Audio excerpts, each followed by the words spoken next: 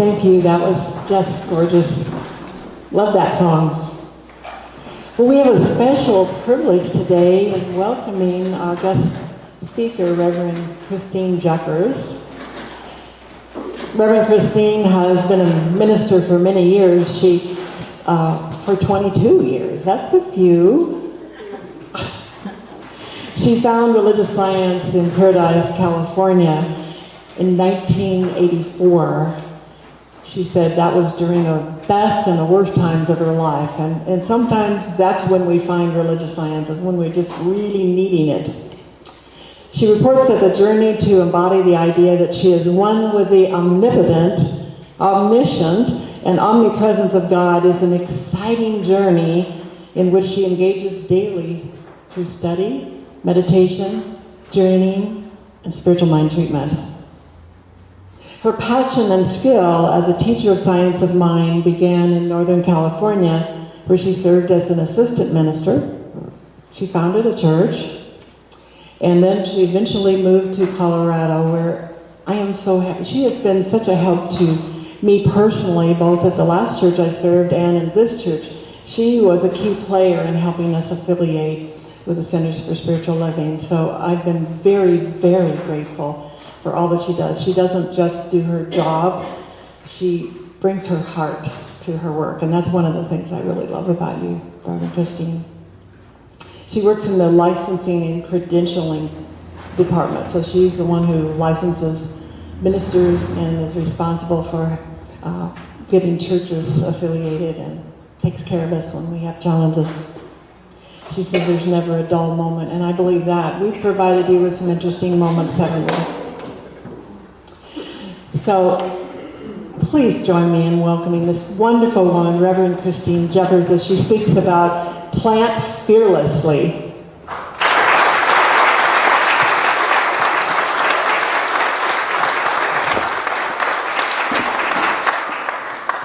What a delightful introduction. And now I'm going to move it out of the way. Wow. What a fabulous title, Plant Fearlessly. And the song that is one of my favorite songs. So while I was listening, I was knowing for each one of you that there was something very specific that came up through your heart. What you would do if you were brave. Whenever I speak somewhere for the first time, I like to tell a little bit about myself because you don't know me. And if I were speaking here regularly, which I erase. Not going there.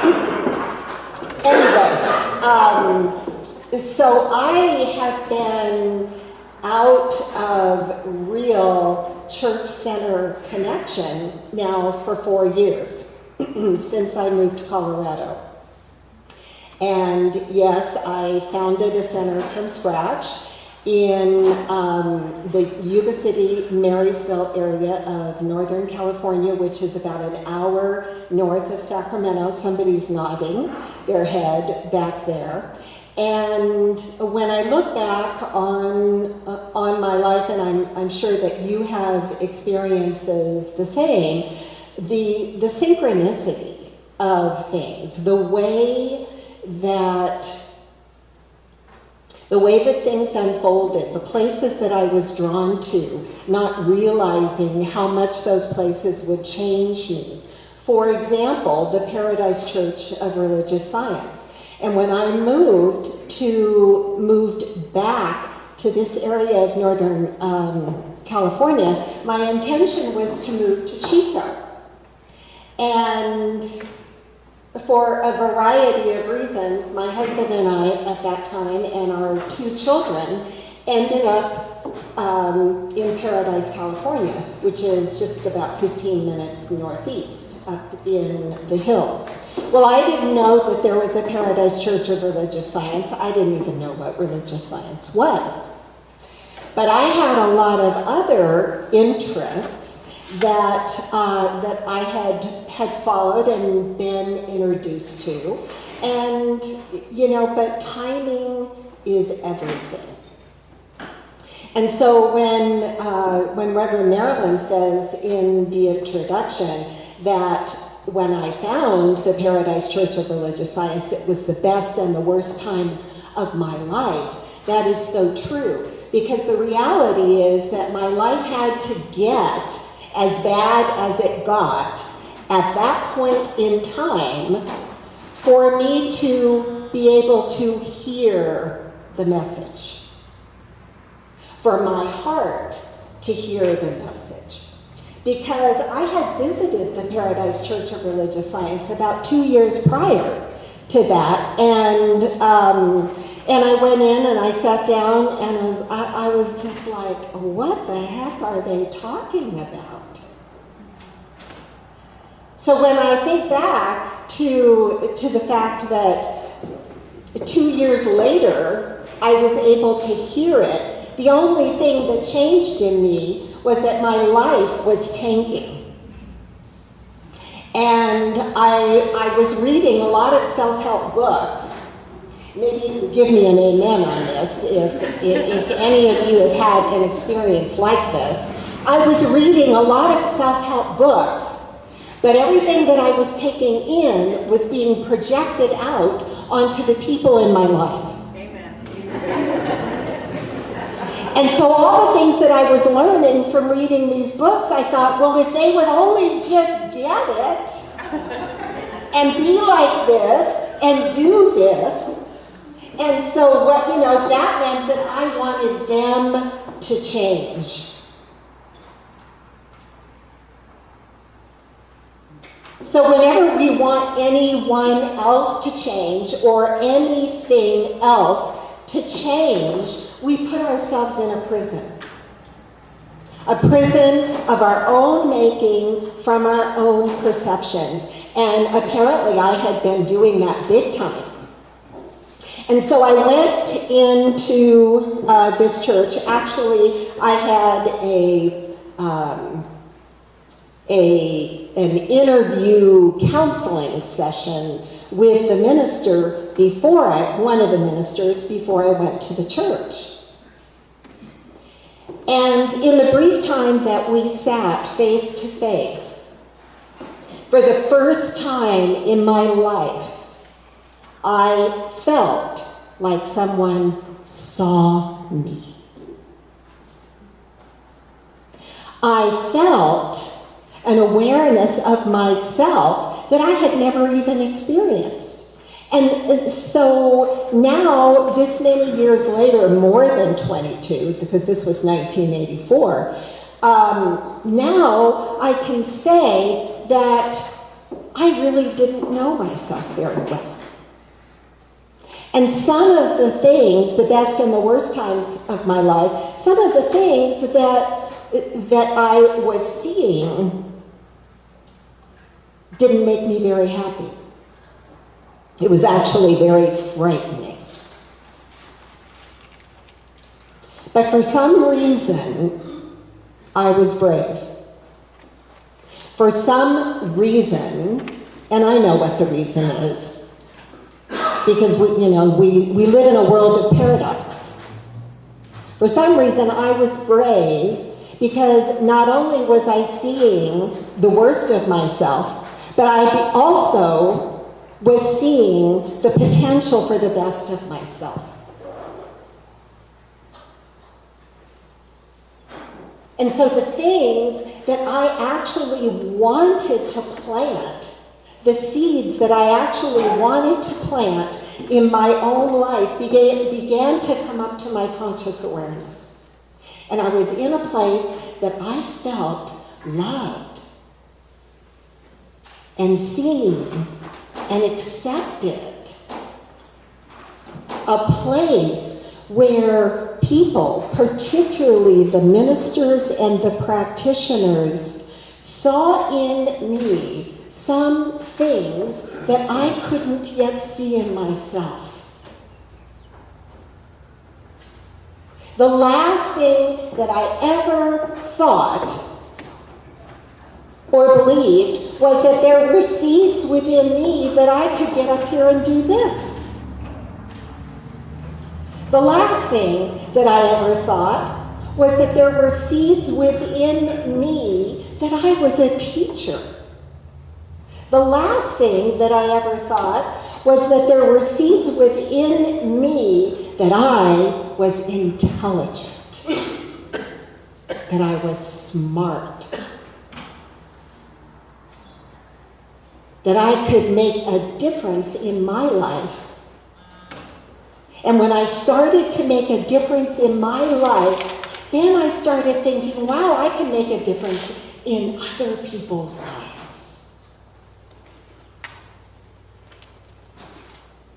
Now today I know that's why we're here. And so I love Ernest Holmes.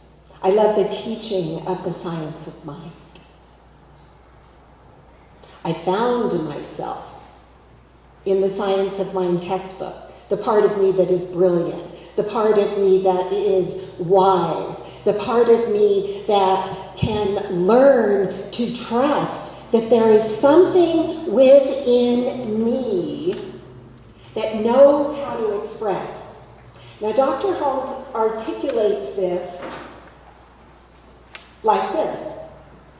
He says, we see the abundance in the universe. We cannot count the grains of sand on a single beach.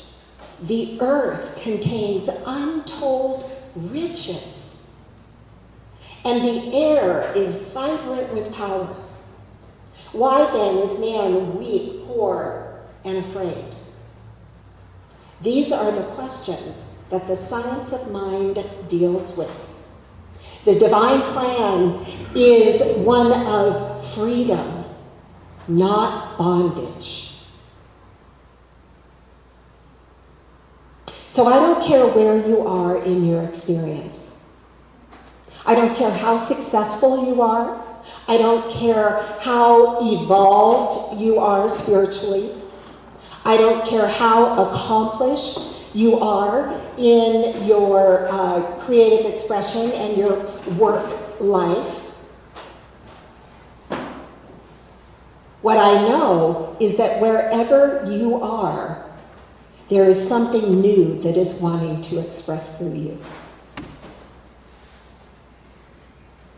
I know that there are seeds that have been planted in you because you are a universal, infinite intelligence, a creation of this one infinite spirit that is all-knowing, all-powerful, and everywhere present. But the other part of that is this thing that we're describing, the nature of spirit, is also a responsive power.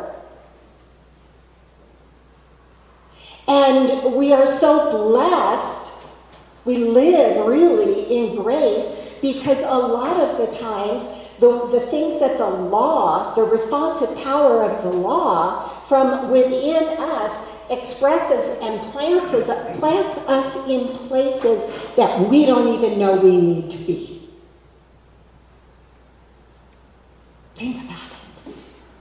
The synchronicity of life. And now, this many years later, in my Science of Mind process evolution, we've come to the place where we have people like Deepak Chopra, where we understand that wherever we put our focus, the universe actually begins to take form and mirror for us something within us that maybe we don't even know. What's that called? Quantum physics. The quantum realm. Okay. So I'm supposed to talk about planting seeds. Well, seeds are already planted in us, excuse me, but the more conscious we become, the more that we awake, the more seeds we will choose to plant. Because really, the awakened life, it has to first be more aware and awakened to what is within you, to who you are as a spiritual being having a human experience. The things that you value and you're passionate about.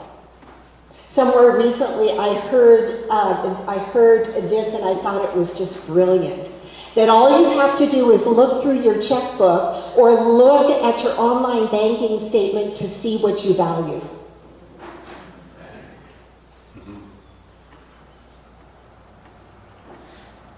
Because we put our money on what we value. Now, I was taught in the early days, that's why we charge for classes. Because when we pay for something, we have more value, we give it more value. And I've also been aware of the things in my life that I paid more than I thought I could for, and boy, it was because I paid for it that I showed up. Yeah? There probably would have been a lot of times that I just turned around and put my tail between my legs and said,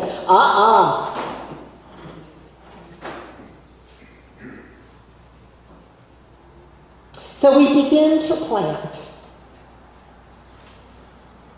Well, you got to know what you're going to plant. I remember the first thing that I planted consciously when I started studying the science of mind. I was a real estate salesperson at that time.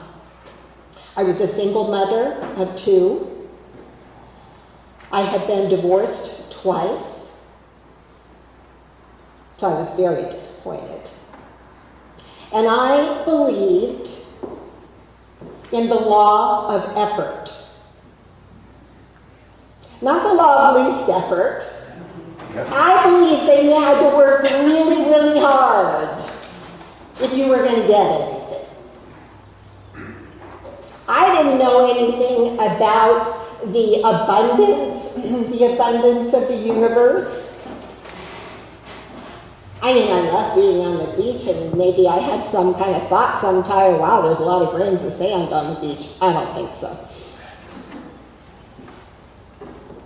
And so I decided that I was going to plant the seed of taking Sundays off because I wanted to be free to go to church and to go out to lunch and then to do things with my kids. So I took a big step. I was brave. What would I do if I were brave? I would tell Coldwell Banker Real Estate, I don't work on Sundays anymore. Except when I have floor time. I have to do that. And it was scary. It was really, really scary. Because I thought I would miss business on Sunday. And what I found was I didn't miss anything. What I found was that my business came from another way. What I found is that because I gave myself that and I planted that seed, and even though I was scared, I fertilized it. I focused on it. I'm not going to do the talk. I focused on it because I wanted it.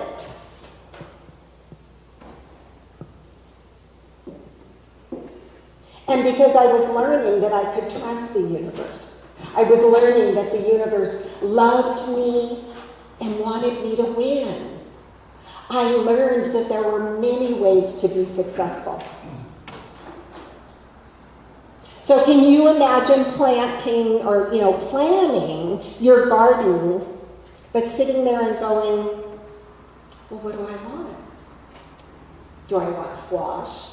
Or do I want potatoes? Or do I want strawberries? What do I want in my garden? Well, some of us, and sometimes in our life, we sit around and we think about what we want, and then the whole season goes by and we go, oh, well, it's too late. But guess what? Spring comes again. The universe is going to have its way with you. Because the things that you desire, they're already within you. You wouldn't even be able to think about them. You wouldn't be aware of them if they were not seeds that were already within you. The divine plan is one of freedom. The law of least effort is a universal principle when you know what you want. Now, some might say that that seed of taking Sunday off was not thinking very big. And maybe for, someone else it wasn't, but that's where I was.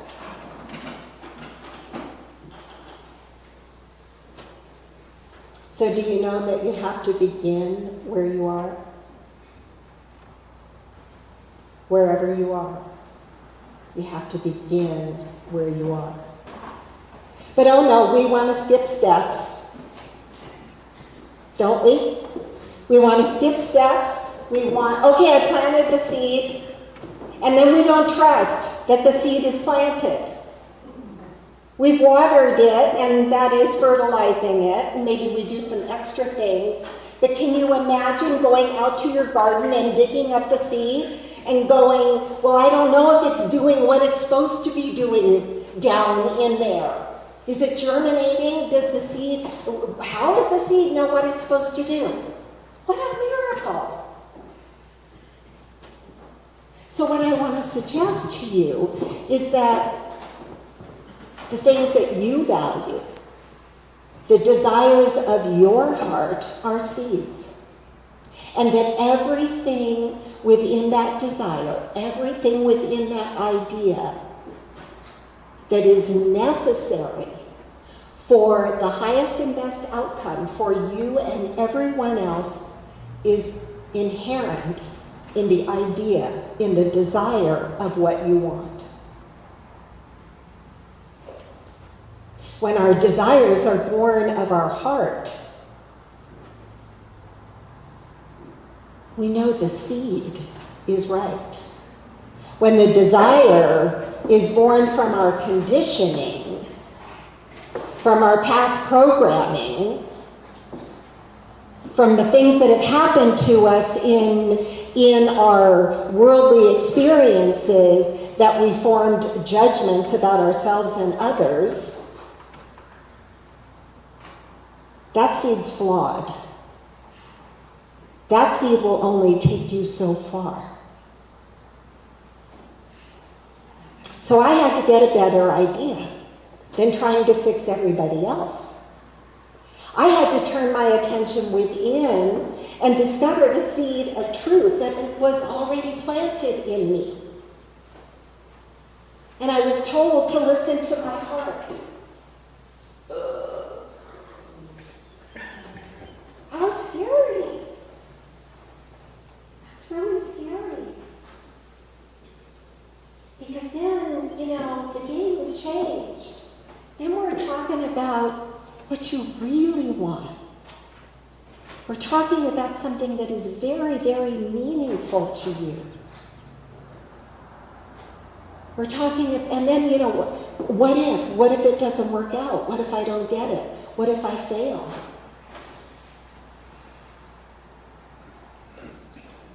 What if? I've been doing the 21-day Oprah and Deepak meditation. And I want to share with you something that I thought that it was profound that Deepak said.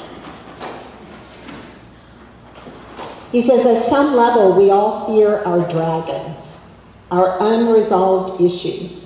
Yet the world's wisdom traditions declare it is the same self that creates the fear, hides from it, then dispels it. While we are trapped in a view that sees us as separate from our painful past, it is easy to feel like it is a fearsome dragon attacking us from the outside.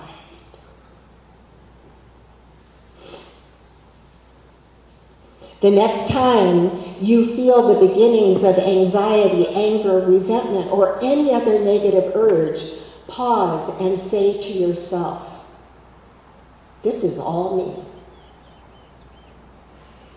There is no one else here.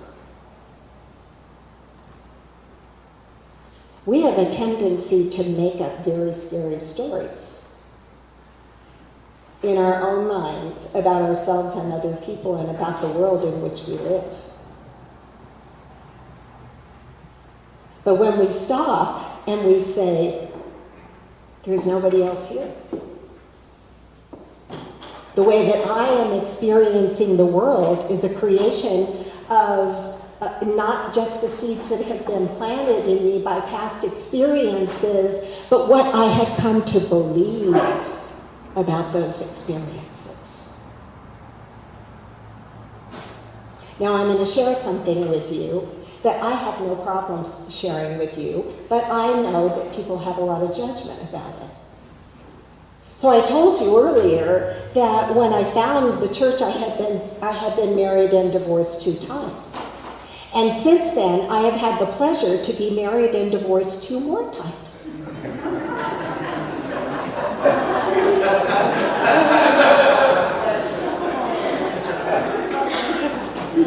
Now one might say, well, what kind of seeds have you planted? And I don't really know. Wait a minute. I don't really know, but what I do know is that it's about what I do with the experience. That I create my reality. I create my experience. Now, did I like it? Some parts of it? No. But I haven't liked a lot of parts of my growth. Was it worth it? Yes. Am I a slow learner? Maybe.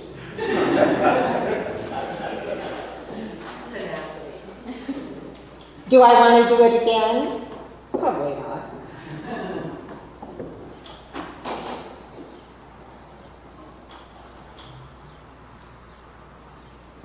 My main goal is to love myself. To love myself. And even bigger than that, my main goal is to know that I am loved. To know that I am one with the universal love of God. Now, God has become very personal to me once my main goal got to be love. And I can talk to God like God's a person, but I don't believe God's a person. But I believe God is personal. And since there's only me here, when I'm talking to God, I'm really talking to myself. And I know I'm talking from truth. I'm talking from the nature of spirit that loves me unconditionally. The other way that I get to weed my garden right now, my biggest spiritual practice since I've been in Colorado, is being out on the road. I thought I had that one healed. So I'm out there, and then I hear coming out of my mouth, "You idiot." Whoa. But it feels good in the moment. It feels good. But what if I were to continue to let that weed take over my heart? Because I know that the more that I accept and the more that I believe, "You idiot," the more idiots I attract into my experience. And so I have the little calendar thing in my car, and it says, I bless my car and I travel in light, and I know that all the people that I meet on the road are beings of light, and that we are all always safe. Some days I forget to pull it out and read it. But when I do, it works. Now, we all know that there are situations in our experience where it's difficult to accept someone or something else. Just turn on the TV. No matter what your political persuasion, just have a look at that. You might start to hear some really interesting things that come out of your mouth. So, see, I think this is a part of weeding, and that there's a difference between believing everything you think and say and giving yourself permission to hear what you think and say so that you can choose what you want to think and say. Is that complicated? No. Okay, you're all brilliant. So I give myself permission. And when something comes up for me, I go, well, I'm the only one here, so I want to see what I think and feel about this. So I give myself, maybe 30 seconds or something like that. I did it in the car this morning, not because of someone else, because of my internet decided to do something really different today, and I couldn't get the directions to get over here. So I sat there and I screamed for about 2 minutes. It was like, ah! And that's the last thing that I want to share with you. No, see, the thing is, we're emotional beings. We emote. That's the way that we were created. We were created to express.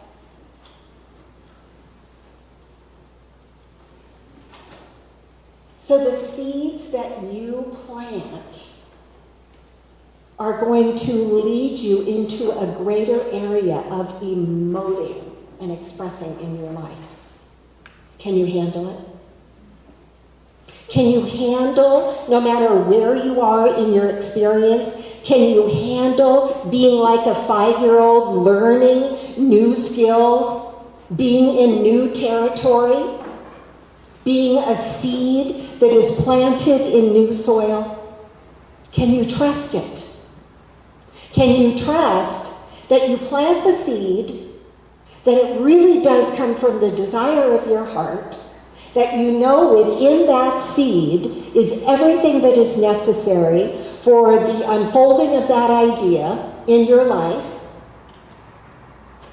that when something, the opposite of that, begins to show up, when the weeds show up around that you're going to look at it. And you're going to say, is this true? Is this what I want to choose to? Do I want to become one with this weed?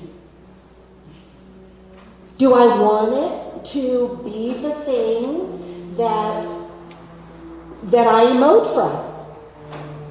The emotion that I emote from?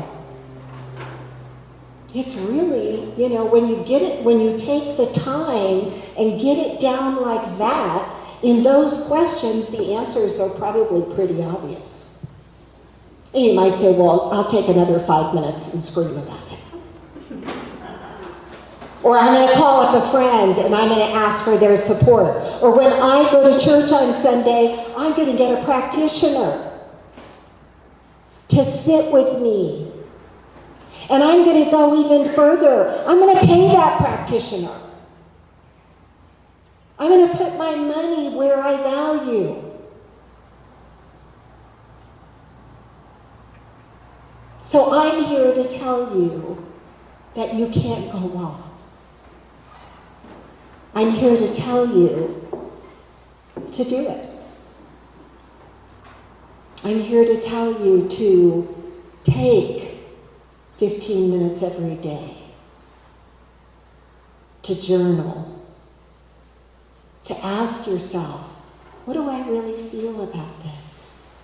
What do I want? What are the seeds that I want to plant in my life? It doesn't have to be, something that is going to change the world. But if it changes your world, you will change the world. So we could actually say when we look at the world, there's only me here. I am the world.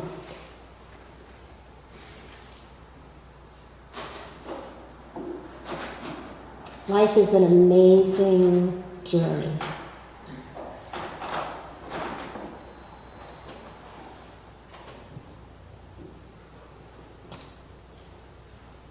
As I prepare to close, I want to share a little story with you. And this is the story of a little girl. It's very short. This is an example of there's only one here. It's an example of a perception. It's an example of the power of your own mind. After hearing the story of Jonah at Sunday school, a little girl repeated the story, Jonah swallowing the whale. She repeated the story to her science teacher on Monday. Her teacher said it was physically impossible for a whale to swallow a human because even though it's a very large mammal, the whale's throat is very small. The little girl said yes. The little girl said, but how can that be? Jonah was swallowed by the whale. Irritated, the teacher reiterated that a whale could not swallow a human. It's physically impossible, she said. But undaunted, the little girl said, well, what if Jonah went to hell? Excuse me, I messed that all up. Undaunted, the little girl said, well, when I get to heaven, I'll just ask Jonah. To this, the teacher said, what if Jonah went to hell? The little girl said, well, then you're going to ask him.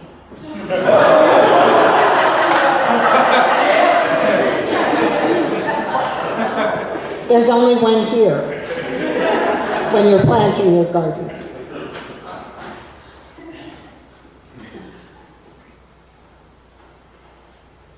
The seed of truth is already planted within you. That's the main thing I want to leave with you. That you, and you, and you, and you, and you, and all of you back there, that you're beings of light.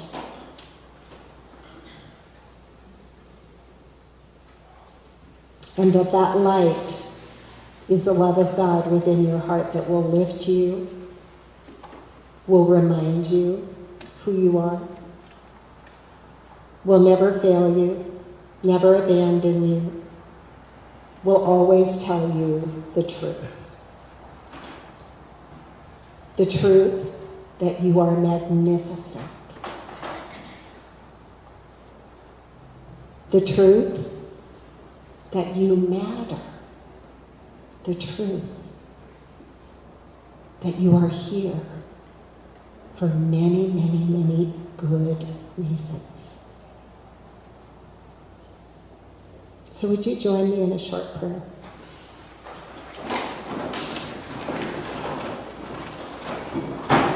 And so as I turn within, I know the truth is that there is only one here. The one infinite, all-knowing, all-powerful, everywhere present Spirit of God itself. I know that at the very center of my being that I am an expression of that one life that I call God, the Spirit of infinite intelligence, divine wisdom, love, peace, power, beauty, joy, freedom, abundance. That is my divine birthright. And so right here and right now, I claim this truth and I lay down any false belief that lives within my awareness, within my consciousness, within my experience, that I am limited in some way. I lay down the belief that there is something in this world against me. I turn within and I know that any limitation that I may seem to have or to experience is a gift. And so I choose to see it differently. I choose to look from a different perception. I choose to know that I am the creator of my reality. I am the creator of my experience. That I choose how I see it. And so I give thanks for every experience in my life. I know that every one of them, each, is a seed of truth, a seed that has blessed me and prospered me, and I know that the journey continues forever and ever. And for this I am grateful. I know that I am one with this universal presence. I am one with each one here. And for this I am grateful. I release this into that responsive power of the universal nature of God, and I know that it is unfolding, growing, blossoming into the most beautiful experiences in my life, and I say yes. And if one happens to pop up that looks a little different, that isn't what I thought, I can let it go and I can plant again. For I am a being of choice. And so in gratitude, I let this be. And I invite you to affirm this as together we say, and so it is. Amen.